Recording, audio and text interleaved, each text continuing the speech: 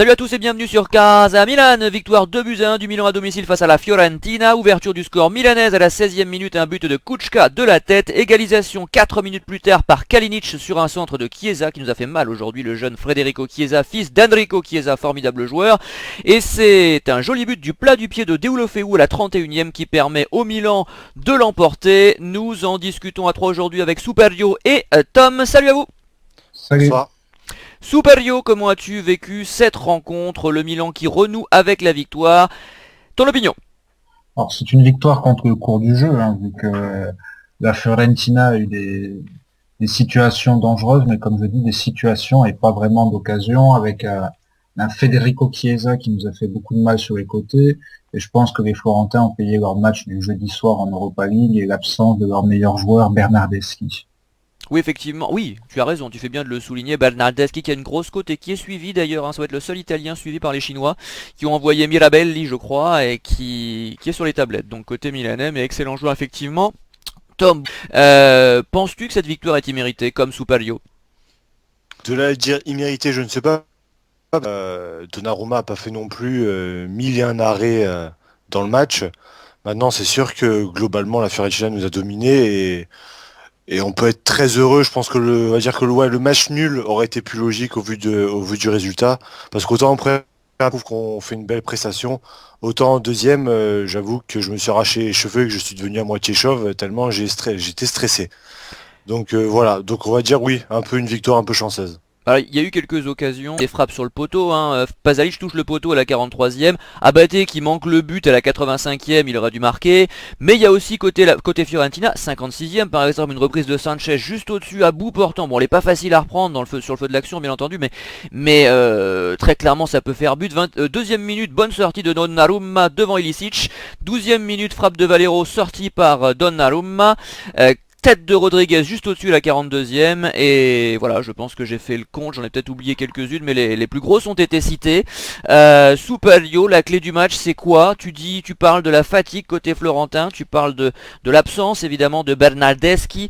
Le Milan était-il en place? Un Milan remanié, hein, faut le dire, un Milan avec 3 Italiens seulement titulaires malheureusement aujourd'hui d'ailleurs. Mais bon, avec des retours, avec Kučka qui revenait, avec une défense inédite, Paletta revient, mais c'était Gomez à ses côtés. On reviendra sur Gomez tout à l'heure certainement et sur le but notamment. Vangioni toujours titulaire à gauche. Bref, bon, c'était pas le meilleur Milan effectivement qu'on pouvait aligner, mais avec les blessés, c'est difficile de faire beaucoup mieux. Oui, avec notamment l'absence de Romagnoli qui a permis la titularisation de Gomez qui a tenu son rang. La Fiorentina a souvent essayé de passer par l'axe, hein. Les moments où ils ont essayé de passer sur les côtés avec Chiesa, c'était les moments où ils ont été les plus dangereux. Après, je trouve que le Milan a plutôt bien encaissé la pression florentine et Montella a eu la bonne idée de passer au 3-5-2 en fin de match pour conserver le score, ce qui a plutôt été une tentative couronnée de succès. Tom, la clé du match pour toi? Ouais, je pense quand même que le match de la Fiorentina en Europa League a joué parce que pour avoir eu de gros échos de ce match-là, non seulement ils ont gagné, mais ils ont été quand même en grande souffrance en Allemagne et ils ont apparemment laissé pas mal d'énergie là-bas. Ils ont pas fait un turnover immense.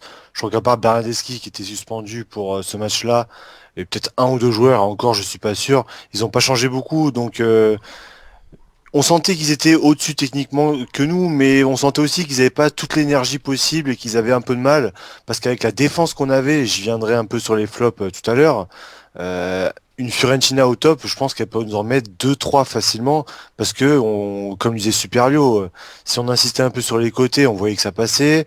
Dans les centres, on savait qu'avec Gomez, c'était un peu limite.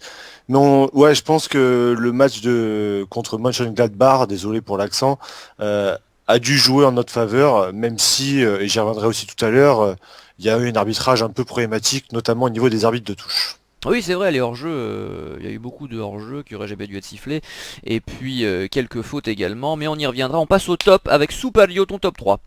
En top 3, j'ai mis Montella, l'entraîneur, pour justement son changement de système en fin de jeu, pour consolider l'axe central, vu que les Florentins passaient souvent dans l'axe. Ces trois centraux qui, à la fin du match, ont bien tenu Kalinic. En deuxième position, j'ai mis Abate pour son abattage défensif et aussi offensif, avec un gros déchet pour sa finition, mais bon, n'oublions pas qu'il s'agit d'un arrière droit. Et en première position pour mes tops, j'ai mis Sosa, qui a Ah bon? récupéré un nombre incalculable de ballons, qui a bien orienté le jeu, qui est passeur décisif sur le premier but et récupère le ballon sur le deuxième. Bon, j'aurais pas mis Sosa non plus top 1, mais bon, c'est bon, pourquoi pas, tu viens de le justifier intelligemment, donc pas de souci, quand c'est justifié, on comprend. Tom, à toi.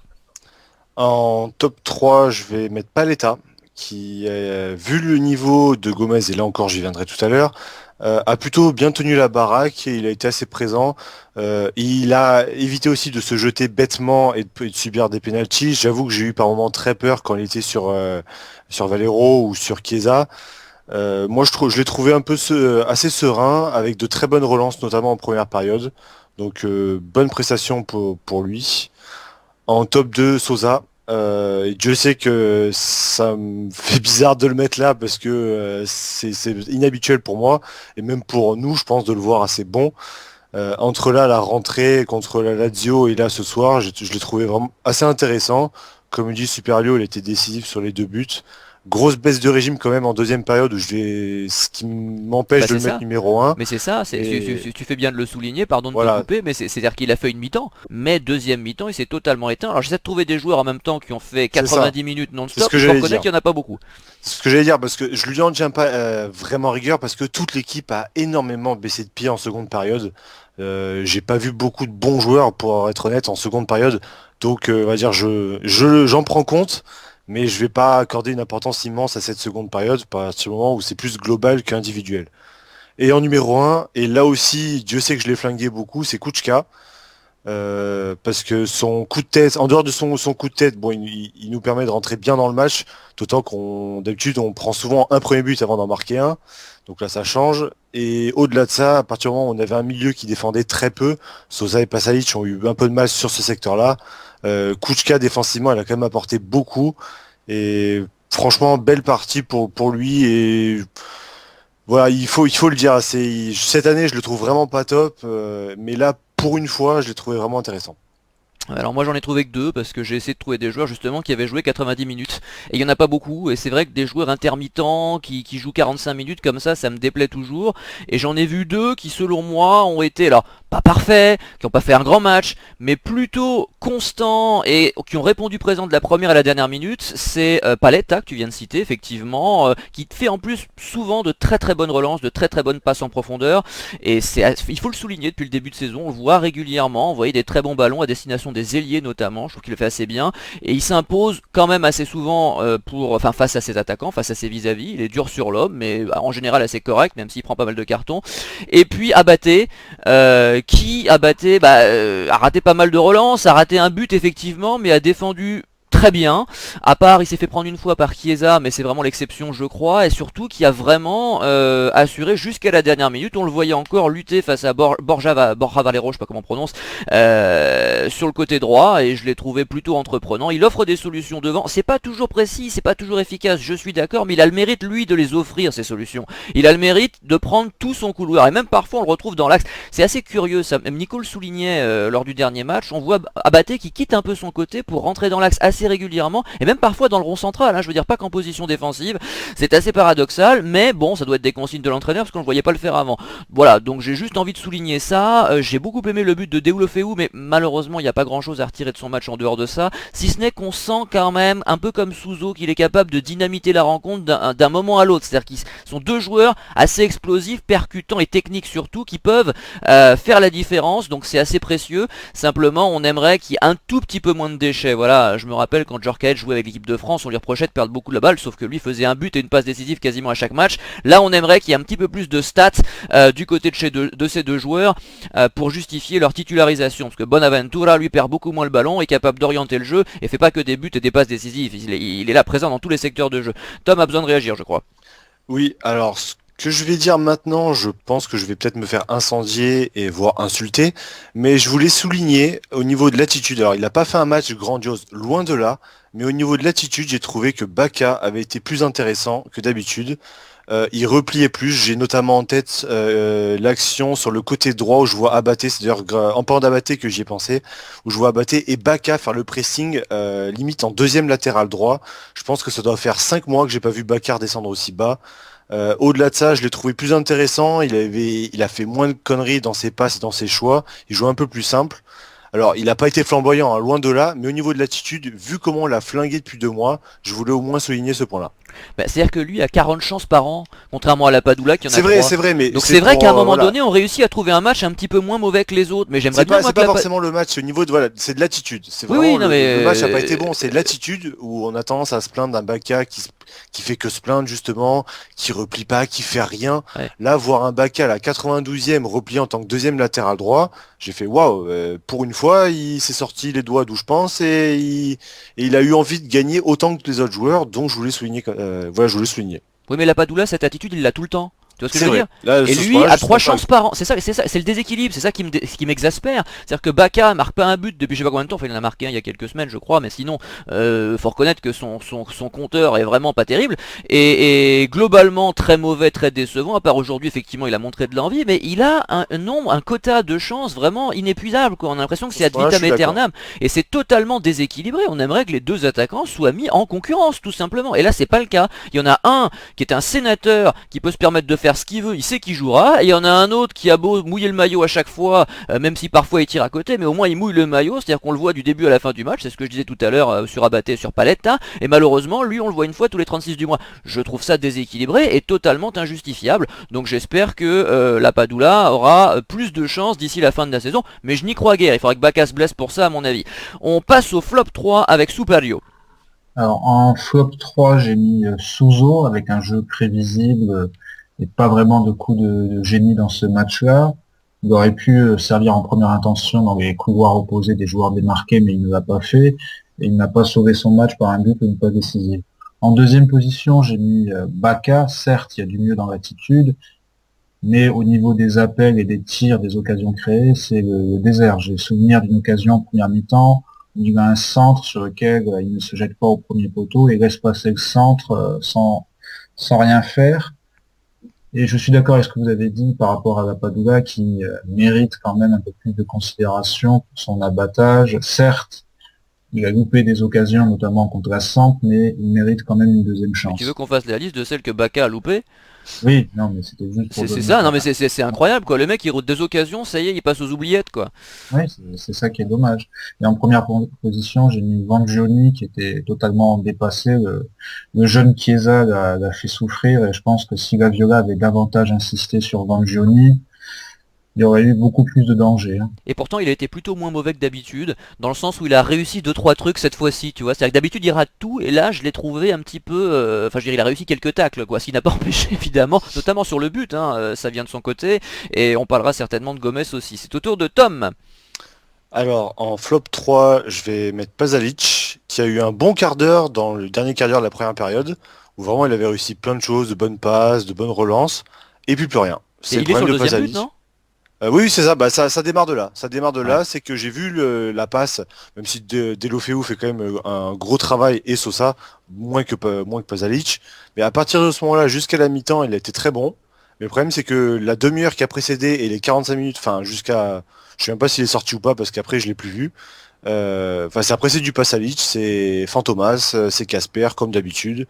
Et j'avoue que j'ai un peu de mal avec un Locatelli qui est mis sur le banc à son premier ou deuxième match moins bon, et encore contre la Lazio, ça n'avait pas été le pire, alors que Pasalic, j'ai l'impression que ça fait des matchs et des matchs qu'il n'est pas bon et qu'il continue à jouer.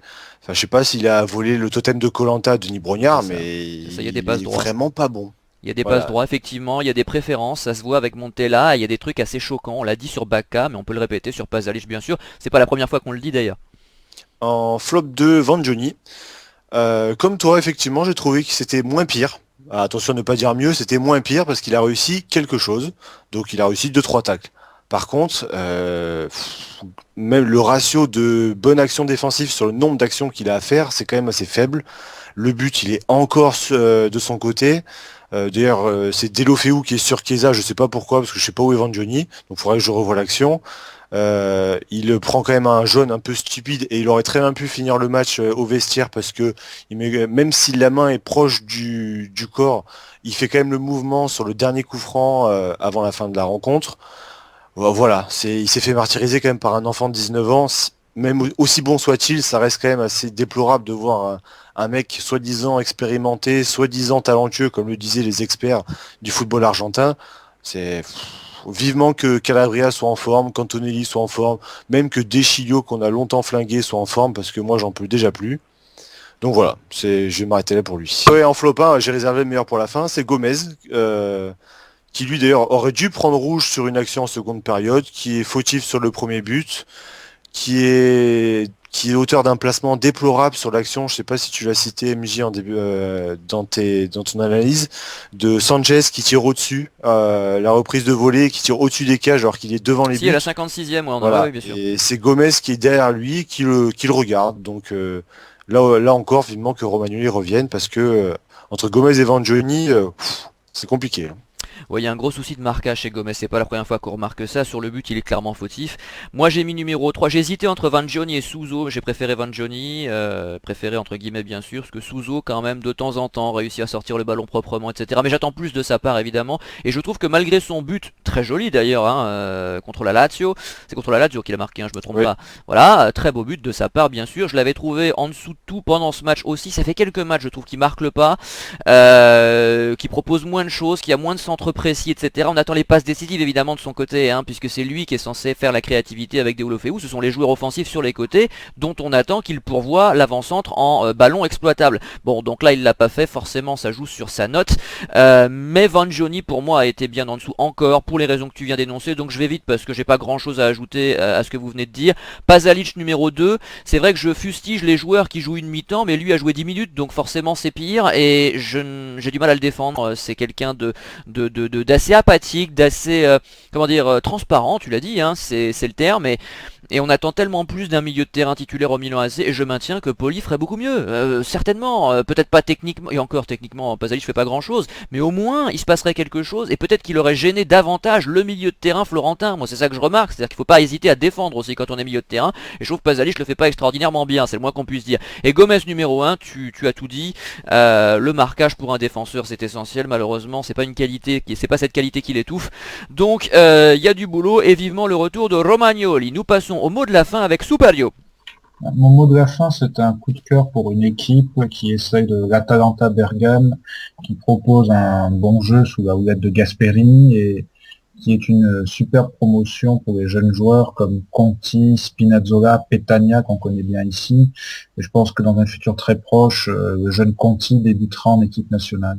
Mais historiquement d'ailleurs, hein, l'Atalanta a toujours été un club formateur, je me Oui, rappelle, alors évidemment... vraiment. Le problème c'est qu'au début des années 2000, vous savez, il y avait Massimo Donati, il y avait les frères, c'est pas Cristiano et Damiano Zenoni, ou j'ai oublié leur nom, voilà, des gens comme ça, il y en avait plusieurs comme ça que j'ai oublié, et le problème c'est que ces gens-là n'ont jamais pu éclore parce qu'ils sont tombés à l'époque où le football italien ne donnait absolument aucune chance aux jeunes. Alors c'est en train de changer petit à petit, attention, crions pas victoire, ça se fait vraiment progressivement, on n'est pas encore revenu à ce qui se faisait dans les années 90, mais il y avait du talent, il y a toujours eu du talent à l'Atalanta, et c'est bien de le souligner, ouais, c'est une équipe valeureuse et qui défend ses principes, ses valeurs, et qui n'a pas peur de sortir des joueurs du centre de formation, et des joueurs qui sont souvent talentueux et recrutés par les meilleurs clubs italiens, historiquement j'entends, hein, évidemment, parce que effectivement au milieu des années 2000 c'était pas totalement ça.